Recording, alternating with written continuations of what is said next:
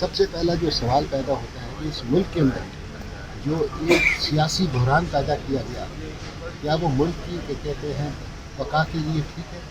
جو اسمبلیاں ڈیزالو ہوئی KPK کی اور پنجاب کی، تو کیا ریزن سا ڈیزالو کیا؟ ایک اسٹرینجر کے کہنے کے اوپر دونوں چیف منسٹرز نے اسمبلیز کو ڈیزالو کر دیا، سسٹم کو ڈیریل کر دیا، سسٹم کو ختم کر دیا۔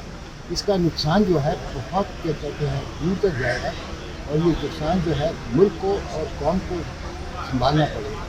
اس وقت آپ کو پتہ ہے مالی بحران بھی ہے، ان مالی بحران کے اندر کیا الیکشنز ہو سکتی ہیں، کیا الیکشن پہ خرچ ہو سکتا ہے، یہ ساری باتوں کا جواب میں سمجھتا ہوں۔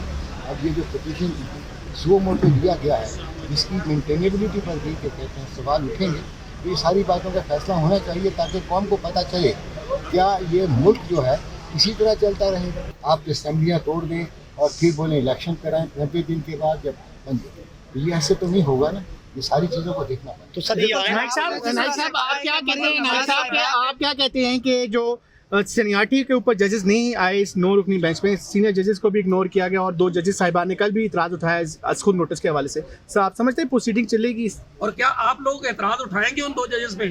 دیکھیں گے، ابھی آپ دیکھیے گا انشاءاللہ تعالیٰ جو ہونے والا ہے، جو اعتراض ہیں ساری چیزیں آپ کے سامنے آ جائیں گی۔ ابھی ہم عدالت میں جا رہے ہیں اور ایک کہتے ہیں ایک جامعہ اور ایک جوائنٹ اسٹیٹمنٹ فائل ہوگی as far as information of acts.